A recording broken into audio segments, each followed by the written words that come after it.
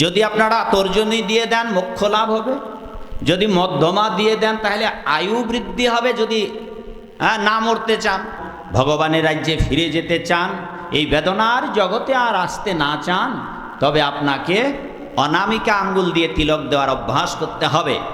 আমরা প্রথম যে সমস্যার সমাধান যে আমাদের ভগবানকে, সেই ভগবান পর্যন্ত ঠিক নাই। ভগবান সামরিক সমরাঙ্গনে কুরুক্ষেত্রে দাঁড়িয়ে জগৎবাসীকে উপলক্ষ করে, অর্জুনকে উপলক্ষ করে জগৎবাসীকে শিক্ষা প্রদানের জন্য জানিয়েছিলেন, জানানোর জন্য, জ্ঞাত করার জন্য বলেছিলেন, বহুনাম জন্ম নামন্তে, অনেক অনেক জন্মের অন্তে, অনেক অনেক জন্মের পর ছাড়া হে অর্জুন, আমি যে বাসুদেবম সর্বমিতি, আমি বসুদেব তনয় বাসুদেব শ্রীকৃষ্ণ, আমি যে সর্বকারণের পরম কারণ, এক জন্মে জানতে পারবে না। সেই জন্যে অনেক সময় বলে থাকি, এই বাংলার, আমাদের এই বাংলাদেশে প্রায় অর্ধেক হিন্দু জানেই না তাদের আরাধ্য ভগবানকে। বেদেতেও বলা হয়েছে, কস্মৈ দেবায় হবিষা বিধেম,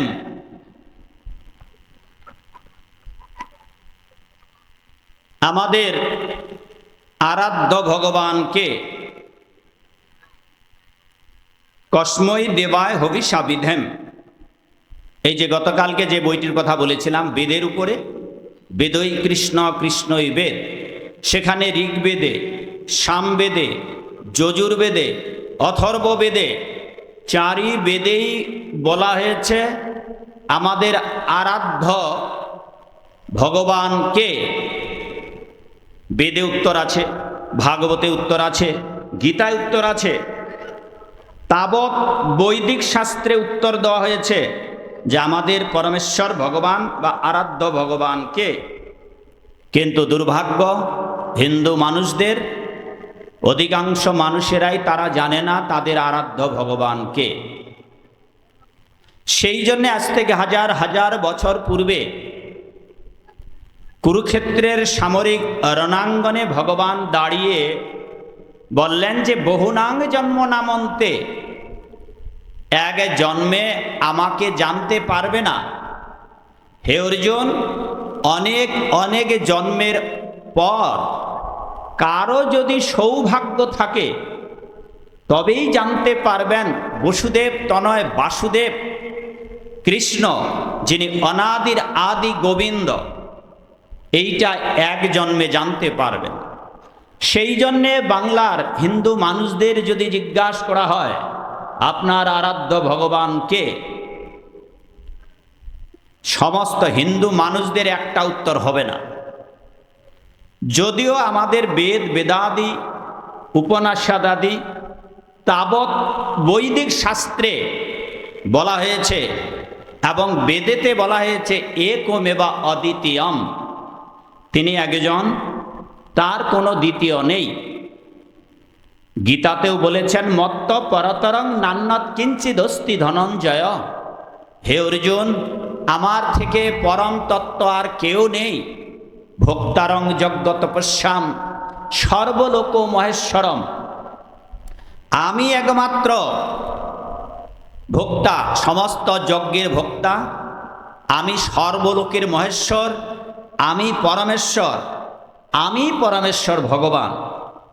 ব্রহ্ম সংহিতাতে ব্রহ্মাও বলেছেন, যদি জগতে কেউ ঈশ্বর বলে থাকে, পরমেশ্বর বলে থাকে, আর তিনি হচ্ছেন ঈশ্বর পরম কৃষ্ণ সচ্চিদানন্দ বিগ্রহ অনাদির আদি গোবিন্দ সর্বকারণ কারণম। তো ভগবদ্গীতার ভগবান বললেন যে বহু জন্মের ভাগ্য ছাড়া আমাকে জানতে পারবে না। এটা অনেক শাস্ত্রেই বলা হয়েছে। সুতরাং কাউকে যদি জিজ্ঞাসা করা হয় যে আপনার ভগবান কে, আপনি যদি শিবের ভক্ত হন তাইলে বলবেন আমার ওম নমঃ শিবায়, ওম নমঃ শিবায়, শিব ঠাকুরই আমার ভগবান। আপনি যদি মায়ের ভক্ত হন, এই যেখানে গিয়ে দেখলাম যে অনেক মায়ের মূর্তি রয়েছে, এবং আপনাদের এই যে বাসায় আমি আছি, কি নাম এই বাবা, নার নাম কি? বাবু বলেছেন না অন্য নাম আছে? ভবেশ বাবু। ওনার বাসায় অতটুক জায়গা যেতে যেতেই দেখলাম ডাইনে বাঁয়ে ছোট ছোট ভাঙ্গা ভাঙ্গা ঘর, আর সেই ঘরে কারা আছে? কি মূর্তি ভেতরে আছে? হ্যাঁ, সবগুলাতেই গোবিন্দ, সবগুলাতেই গোবিন্দ মূর্তি, আর পরিচ্ছন্ন নেই, সব ভাঙ্গা ময়লা। পূজা হচ্ছে কি না কিচ্ছু বোঝা যাচ্ছে না। আবার অন্য জায়গায় দেখবেন অনেক জায়গায় আছে, সেখানে কোথাও কালী মন্দির, দুর্গা মন্দির, প্রতিমাগুলো জলে ভিজে ভেঙে ভেঙে পড়ে আছে, খড়ের গাদা হয়ে আছে, কোনো যত্ন নেই। এইভাবে যারা মায়ের পুজো করবে তারা বলবেন আমার মাই সব, যা দেবী সর্বভূতেষু মাতৃরূপেণ সংস্থিতা, নমস্তস্যৈ নমস্তস্যৈ নমো নমঃ, আমার মাই সব। এদিন যশোহরে কদিন আগে প্রোগ্রাম করতে গিয়ে বললাম, এখানে যারা উপস্থিত আছেন বলুন আপনাদের ভগবান কে? সবাই চুপ করে আছে। বেঞ্চে বসে থাকা এক ভদ্রলোক, যার পরনে লুঙ্গি ছিল, সে উঠে চিৎকার দিয়ে বললেন আমার বাবা মা ভগবান। জিজ্ঞাসা করলাম বাবা মা যদি ভগবান হয় তো কৃষ্ণ কে? এবার আর উত্তর নাই। বাবা মা ভগবান অর্ধেক সত্য, আর বাবা মাকে এমন ভগবান বানিয়েছে যুগের কুলাঙ্গার সন্তানেরা খেতে দেয় না বাবা মাকে। বাবা মা জীবদ্দশায় পৃথক অন্নে প্রতিপালিত হচ্ছে। কেমন বাবা মা ভগবান? তাই বললাম যে আপনার বক্তব্য, আপনার প্রস্তাব অর্ধেক সত্য। বাবা মা ভগবান নয়, ভগবানের মতো শ্রদ্ধার্ঘ্য পূজনীয়, বাবা মা ভগবান নয়। যদি বাবা মা ভগবান হতো তাহলে অনেক বাবা মা আছে যাদের সন্তান হয় না, তা কেমন ভগবান হে? সন্তান নিয়ে আসতে পারেন না? অনেক বাবা মা আছে যাদের সন্তান হয়তো বিকলাঙ্গ বা প্রতিবন্ধী অথবা অন্ধ, তারা তাদের ভালো করতে পারে। সুতরাং বাবা মা, পিতা স্বর্গ পিতা ধর্ম, যারা এইরকম বাবা মার ভক্ত, এই লুঙ্গি পরা মানুষটার মতো তারা বলবে আমার বাপ মায়ে ভগবান।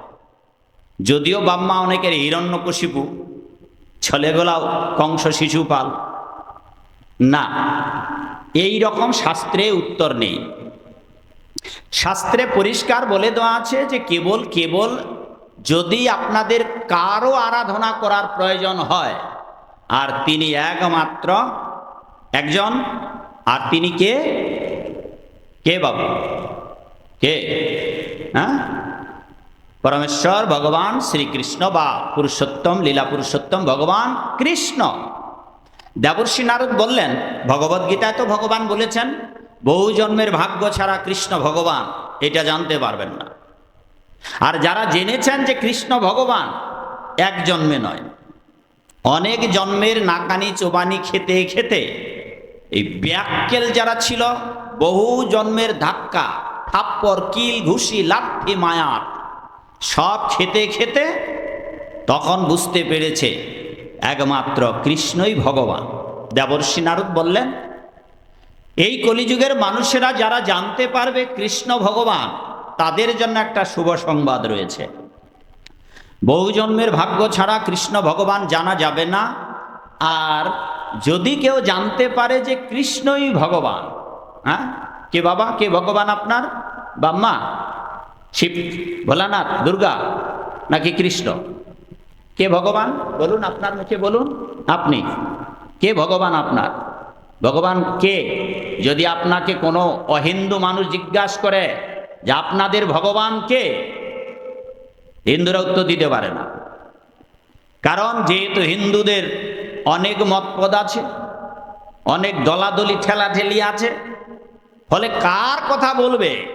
একটা বলে দেবে, লটারি মতো যদি লেগে যাবে। এই হচ্ছে আমাদের মূর্খ হিন্দু জাতির দুরবস্থা।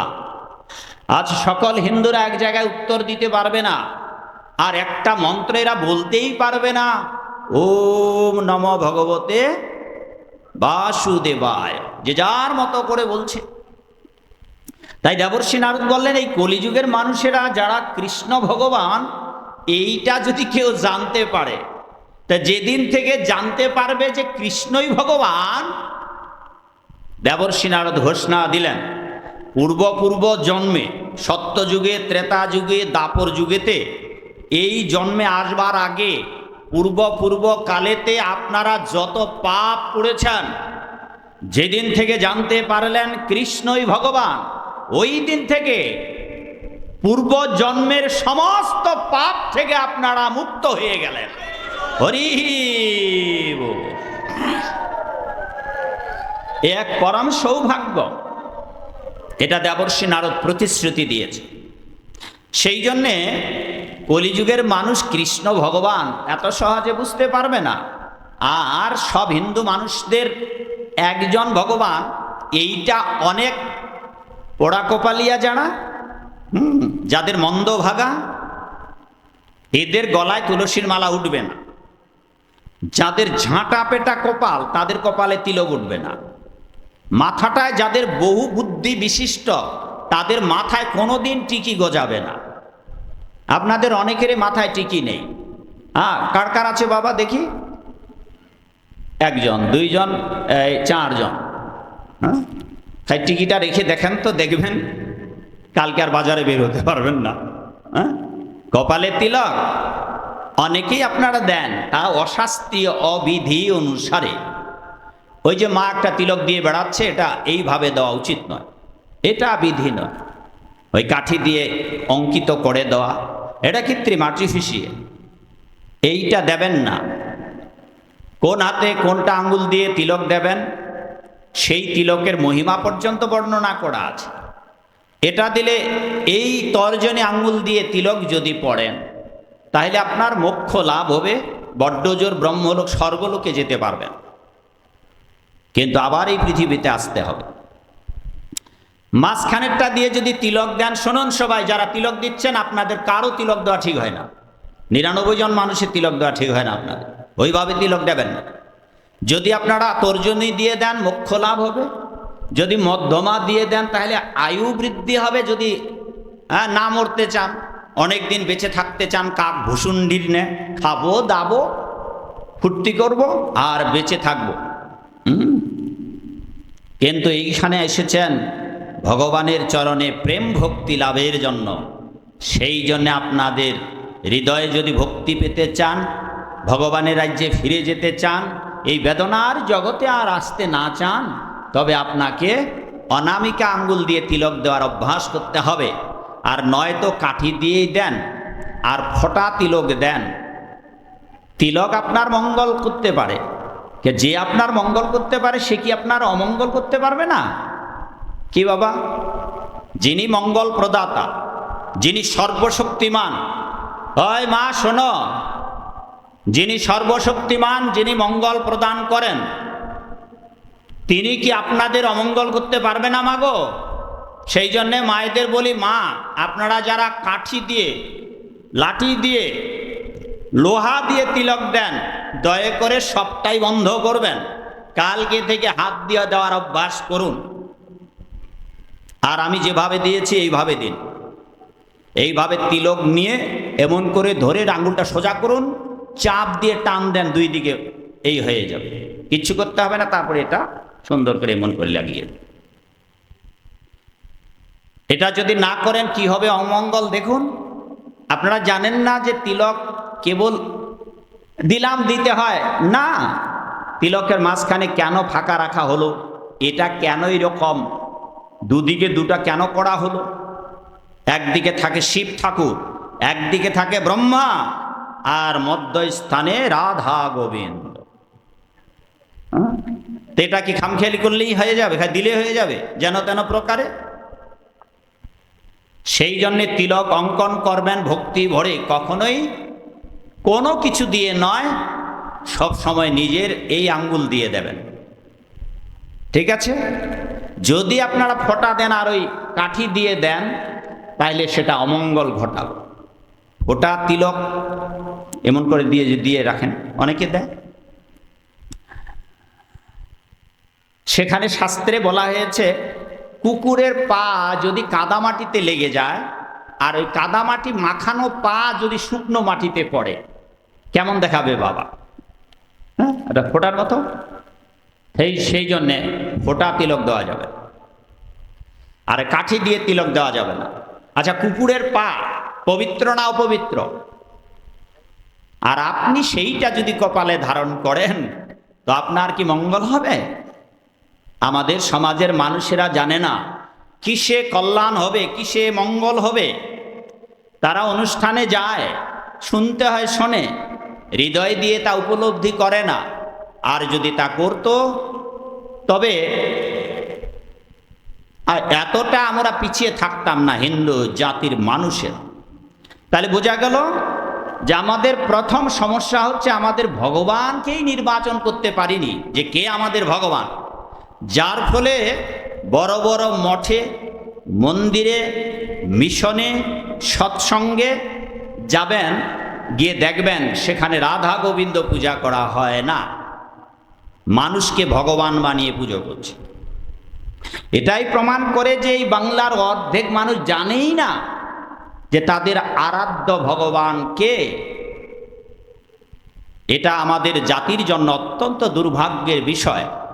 আমরা প্রথম যে সমস্যার সমাধান যে আমাদের ভগবানকে, সেই ভগবান পর্যন্ত ঠিক নাই। এক একজনের মন্দিরে এক একজনকে পূজা করা হচ্ছে।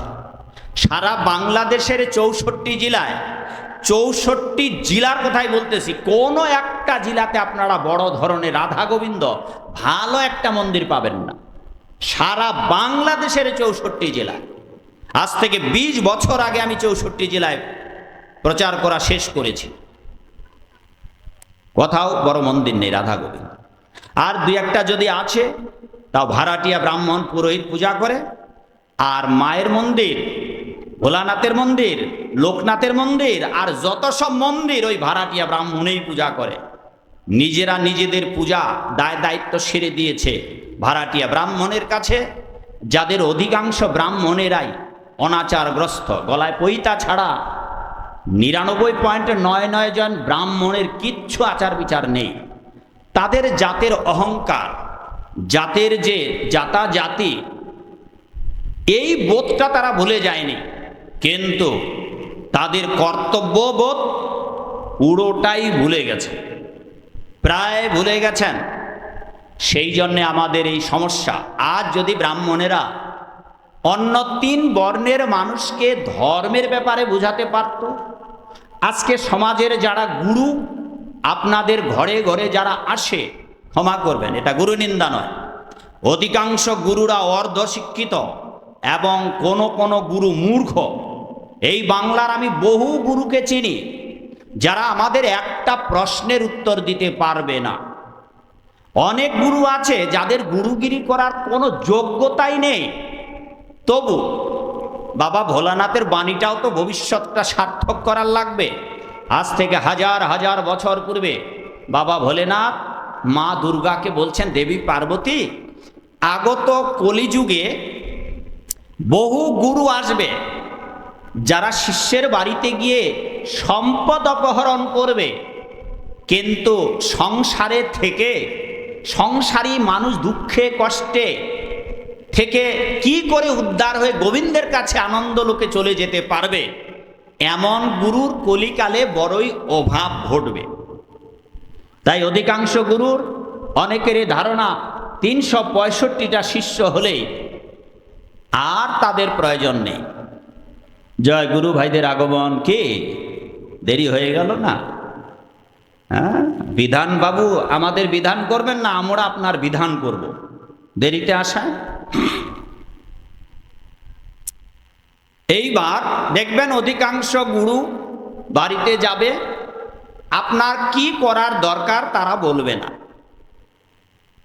365টা যদি শিষ্য হয় বাবা, আচ্ছা আপনার বাড়িতে কয়দিন যেতে পারবে বছরে?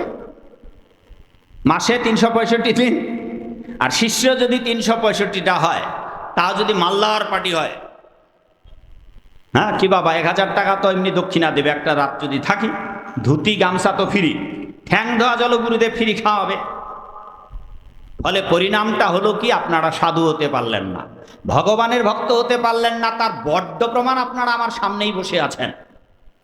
আপনাদের সব মানুষের গুরু আছে, অধিকাংশ মানুষই আপনারা মন্ত্র নিয়েছেন। বাবা বাবা মন্ত্র নিয়েছেন না? মন্ত্র নেওয়ার আগে যেমন ছিলেন, মন্ত্র নেওয়ার পরে ওই রকমই আছে। মন্ত্র নেওয়ার আগে চায়ের হোটেলে গিয়ে চা খেতেন, মন্ত্র নেওয়ার আগে মাগো পান খান। তো এখানে অনেক মায়েরাই পান খান, আপনাদের দক্ষিণ দেশে এই দেশের মানুষগুলো অনেক পান খায়। আমাদের দেশে হাজার হাজার মায়ের মধ্যে হয়তো 2-1টা খুঁজে পাবেন কিনা জানি না যে মায়েরা পান খায়, বাবারা পান খায় না। বিশেষ বিশেষ অনুষ্ঠানে হয়তো ওই বুড়ো ঘাটের মোড়া বাপগুলো হয়তো খায়, কোনো ইয়াং ছেলে মেয়ে খাবে না, এগুলো কোনো বিবাহিত মায়েরাও খাবে না। আর আপনাদের এদিকে পান যেন মায়েদের মুখের একটা অলংকার হয়ে গেছে, সবাই খাচ্ছে। জাবর কারা কাটে মাগো? জাবর জাবর জানেন তো? জাবর কাটা বোঝেন তো আপনারা? কিরে মা বাবা জাবর কারা কাটে? আর আপনারা মনুষ্যকুলে জন্মগ্রহণ করে আপনারাও জাবর কাটছেন। তো আপনি দীক্ষা নেওয়ার আগে জাবর কাটতেন, দীক্ষা নেওয়ার পরেও জাবর কাটছেন। দীক্ষা নেওয়ার আগে সুকটান দিতেন, মায়েরা না বুঝলো, বাপগুলো তো বোঝেন সুকটান কারে কয়। জোরে টান দিয়ে নাক মুখ বন্ধ করে ঢোক দিলেন, ভরভর ভরভর করে নাক দিয়ে আর মুখ দিয়ে রাইস মিলের মতো খালি ধোঁয়ার ধোঁয়া। কি বাবা সুকটান! এইটা দীক্ষার মন্ত্র নেওয়ার আগেও করতেন, মন্ত্র নেওয়ার পরেও। আজকে এক বাবা যাচ্ছিল, আমি যে ঘরে বসে আছি, বেচারার সম্ভ্রম হলো, হাতে বিড়িটা নিয়ে যাচ্ছে, আর আমি যে জানলার পাশে বসে আছি, খুব তাড়াতাড়ি দ্রুত গতিতে পেছনে সরাই দিল। ভাবলাম যে না, অন্তত সম্ভ্রম বোধ তো আছে যে না সাধুর সামনে খাওয়া যাবে না, এইটুকু বোধপত্তি হয়েছে। আরো বোধপত্তি হওয়ার দরকার যে ওটা হাত থেকে ফেলাই দিতে হবে, আর এরপর হাত থেকে ফেলাই দিয়ে আর খাওয়া দাওয়া বন্ধ করতে হবে। এখন কেবল লজ্জা হয়েছে তাই পেছনে নিয়ে গেছেন, আর পেছনে নিয়েই গিয়েই আপনাকে ফেলে দেওয়া উচিত ছিল। 1, 2 এরপর থেকে আর খাওয়াই বন্ধ করা উচিত। তো আপনি মন্ত্র নিয়েছেন, গুরু পড়েছেন, আর আপনি তথই বচ, আগে যেমন ছিলেন এখনো তেমনই আছেন। অথচ গুরু না ভজিলাম সকালে সন্ধ্যায় মন প্রাণ দিয়ারে, গান শুনেছেন তো? এমন গুরু প্রণাম মন্ত্র অজ্ঞান তিমিরান্ধশ্চ, পরের লাইনটা কি বাবা? জ্ঞানঞ্জন শলাকয়া চক্ষুর্নুন্মিলিতং যেন তস্মৈ শ্রী, যিনি আমার অজ্ঞান অন্ধকার নাশ করে জ্ঞানের আলো দেখিয়ে ভগবানের রাজ্যে যাওয়ার পথ দেখিয়ে দিলেন। কি অজ্ঞান অন্ধকার নাশ হলো বাবা? আগেও রুহিতস্য কাতলস্য খেতেন, এখনো রুহিতস্য কাতলস্য পাঠাস্য মাংসস্য মুরগিস্য ভোজন। কি লাভ হলো মন্ত্র নিয়ে? অবস্থাটা হয়েছে এই, কোনো কৃষক, একটা কৃষক পাওয়া যাবে বাবা? বাবা অনাবাদি জমিতে কেউ বীজ ফেলায়? ভাগবত অনুষ্ঠান 7 দিন পর শেষ হয়ে যাবে, এরপর এই জমিতে বীজ বপন করা যাবে চাষাবাদ না করে? আমাদের সমাজের অধিকাংশ গুরুরা শিষ্যদের, গুরুর দায়িত্ব হচ্ছে শিষ্য যদি নেশা খায়, শিষ্য যদি পান সুপারি খায়, শিষ্য যদি তামাক বিড়ি সিগারেট খায়, গুরুর দায়িত্ব হচ্ছে ধীরে ধীরে শিষ্যকে এইগুলা থেকে দূরে সাধু তৈরি করার অভ্যাস করিয়ে দেওয়া। শিষ্য যদি ভোরবেলায় না উঠতে পারে, স্নান না করতে পারে, গুরুর দায়িত্ব হচ্ছে এই ভোরবেলায় উঠতে হবে তোমাকে 4টা, 3টা, 3:30। এইভাবে প্রশিক্ষণ দেওয়া হচ্ছে গুরুর দায়িত্ব। জমি চাষাবাদ করে উর্বর হয়, সার টার দিয়ে আবাদ জমি যখন হয়ে যায় তখন কৃষক বীজ ফেলিয়ে দেয়, তারপরে তো ফসল গজাবে। কিন্তু এখনকার সমাজের মানুষদের আর আবাদ করতে হয় না, গুরুরা আর শিষ্যদের অধিকাংশই আবাদ করে না। আবাদ না করে অনাবাদি জমিতে বীজ বপন করে আর নিজের খাবার জায়গাটা তৈরি করে নেয়। 365 শিষ্য হলে বছরে একবার আপনার বাড়িতে যাবে, আর পেট চলে গেল। যাওয়ার সময় দক্ষিণাটাও ভালো করে দেবেন, আর যদি দুটা ছেলে মেয়ে থাকে ওই শিষ্যের বাড়িতে দিয়েই চলে যাবে সারা বছর। আর এটা ভবিষ্যৎবাণী করে বলেছেন বাবা ভোলেনাথ যে কলিযুগে এই রকম গুরু বড়ই আমদানি, যারা শিষ্যদের সন্তাপ অপহরণ করবে না, অজ্ঞান তিমিরান্ধস্য জ্ঞানঞ্জন, অজ্ঞান অন্ধকার নাশ করতে পারবে না। আর অজ্ঞান অন্ধকার যে নাশ করতে পারে নাই, বাবা মাছ সেবা করেন, কি অজ্ঞান অন্ধকার নাশ হলো? দীক্ষা হয়েছে, দীক্ষা হয়েছে, মন্ত্রটা জপ করছি অজ্ঞান তিমিরান্ধস্য, অজ্ঞান অন্ধকার নাশ হয়ে গেছে। আর হয় নাই যে তার আপনারা সাক্ষাৎ আমার সামনে প্রমাণ। সেই জন্যেই আপনাদের সাধুসঙ্গ করা উচিত, সেই জন্যে জানা উচিত যে এমন একজন গুরুর সান্নিধ্যে যাওয়া উচিত যিনি আপনাকে অজ্ঞান অন্ধকার নাশ করে ভগবানের কাছে নিয়ে যাবে। কেননা বাবা মানব জীবন তো 1000 বছরের নয়, তাও আবার এই বাংলায়, তাও আবার ভারত ভূমিতে মনুষ্য জন্ম আর কি এমনও হবে? এরপর যদি আফ্রিকার কঙ্গো জঙ্গলে বসবাস হয়, তখন সারা জীবন কাপড় চোপড় পরবেন না। এখন ওই আধুনিক সভ্যতার যুগে তারা জানেই না যে ভাত রান্না করে খাইতে হয়, তারা জানেই না যে কাপড় চোপড় পরতে হয়। আজও এই আধুনিক সভ্য সমাজের যুগেও আফ্রিকার গভীর অরণ্যে অনেক মানুষ আছে যারা নরমাংসভোজী। বৃদ্ধ বয়সে দাদু দিদাদের নাতি নাতনিরা ছালায় বস্তায় ঢুকিয়ে মুখ বেঁধে ঘরের চালে উঠায়, ঘরের চালে উঠে চাল কুমড়ার মতো ছেড়ে দিয়ে দেয়। কি বাবা, এই বাপটাক যদি আমার বস্তার মধ্যে নাতিরা ঢুকায়, আর কয়বার যদি উঠাউঠি করে বাবা চাল কুমড়ার মতো, বাবা কিছু থাকবে আপনার দেহে? বৃদ্ধ বয়সে বিছানায় পায়খানা কে নিয়ে যাবে? ওদের মানবতা নেই, ওরা হিংস্র মানুষ, অসভ্য মানুষ। বৃদ্ধ বয়সে কাজ করতে পারবে না, যেতে পারবে না, খাইতে পারবে না, তাকে বস্তায় ঢুকিয়ে ঘরের চালের উপরে বারবার উঠায় ফেলায় দিয়ে দুর্বল হয়ে যায়। অরণ্যে জঙ্গলে গিয়ে হাতিয়ার দিয়ে গলা কেটে দাদু দিদার মাংস দিয়ে নাতি নাতনিরা বনভোজন পিকনিক খাওয়া দাওয়া করে। বলুন তো বাবা, এমন দুর্ভাগ্যবশত যদি সেই অরণ্যে আপনার জন্ম হয়, সেই জন্য বৈষ্ণবাচার্যরা বলেছেন ভারত ভূমিতে মনুষ্য জন্ম আর কি এমনও হবে? যদি আফ্রিকায় হয়, অস্ট্রেলিয়ার অরণ্যে হয়, তখন আর গোবিন্দকে ডাকা তো দূরের কথা, জানতেই পারবেন না মৃত্যুর পরকাল বলে কিছু আছে। সেই জন্যে এই দুর্লভ মনুষ্য জন্ম পেয়েছি, তাও পুণ্যভূমি ভারতবর্ষে, বঙ্গদেশে, বাংলাদেশে। এই জন্যে বুদ্ধিমান মানুষ,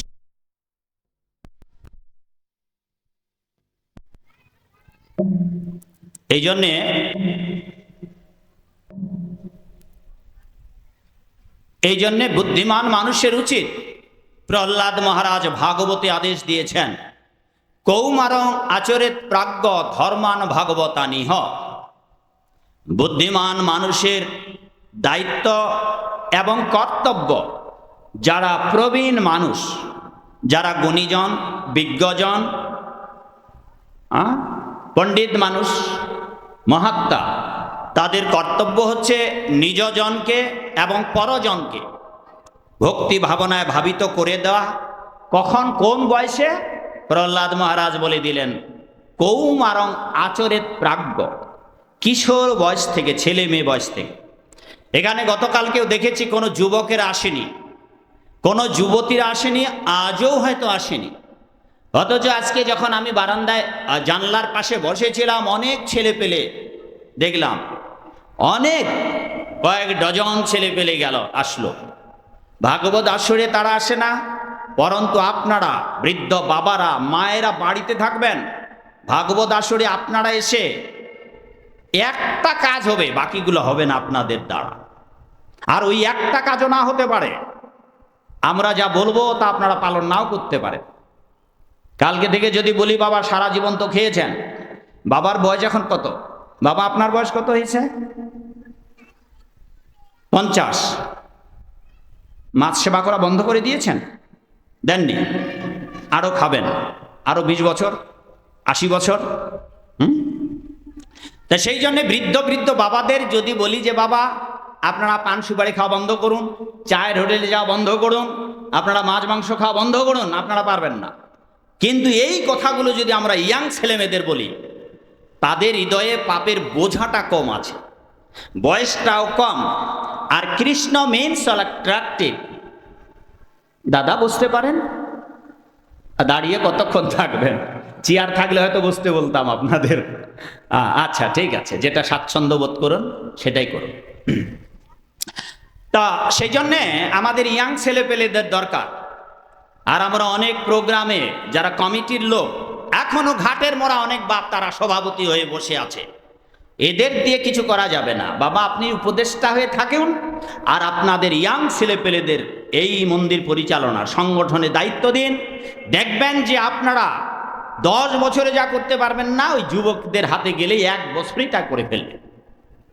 সেই জন্যে এই ধর্ম অনুষ্ঠানগুলোতে, ভাগবত অনুষ্ঠানগুলোতে আপনারা বাড়িতে চৌকিদারি করবেন, আপনারা বাড়িতে থাকবেন, আর আপনাদের ছেলে মেয়েদেরকে এই ভাগবত আসরে পাঠিয়ে দেবেন। যাদের শুনলে, যাদের শোনালে হিন্দু জাতির মেরুদণ্ড সোজা হয়ে দাঁড়াবে। আপনারা আন্দোলন করতে পারবেন না, আপনারা হরিনামের কীর্তন নিয়ে আপনারা গ্রামে গঞ্জে ঘুরে বেড়াতে পারবেন না। আপনাদের যদি বলি যে বাবা ওই যে মায়েরা পান খায়, জাবর কাটে, তাদের যদি বলি ওরা বাদ দিতে পারবে না। কিন্তু এই কথাগুলো যখন ইয়াং ছেলেমেয়েরা শুনবে, ওরা আর খাবেই না। আর আপনারা খেতে খেতে ট্রেনিং দেন নাই, খাওয়ার সময় ট্রেনিং দেন নাই, এইবার ছাড়ার সময় বুঝবেন কত ধানে কত চাল। খাওয়ার সময় কাউকে ট্রেনিং দিতে হয় নাই।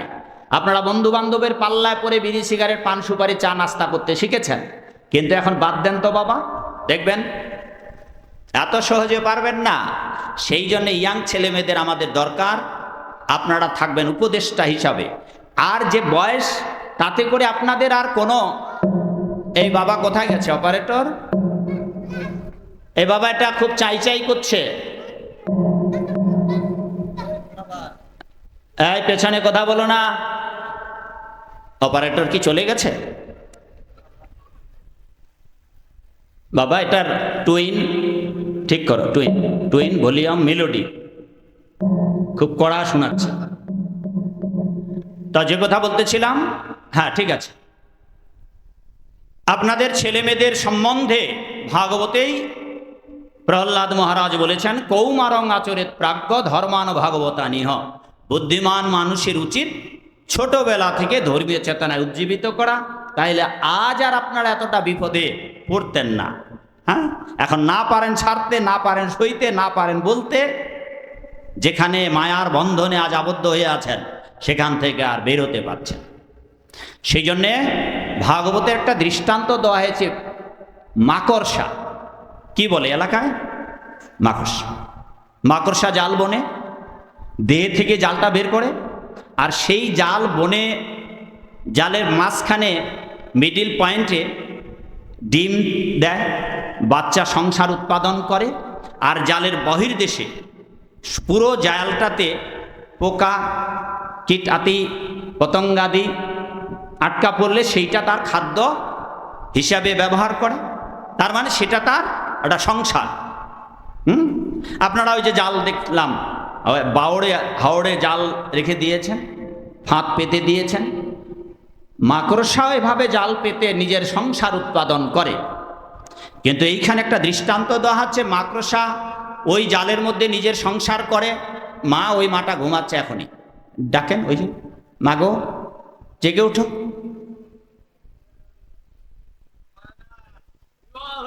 জীব জাগো গোরা চাঁদো বলে।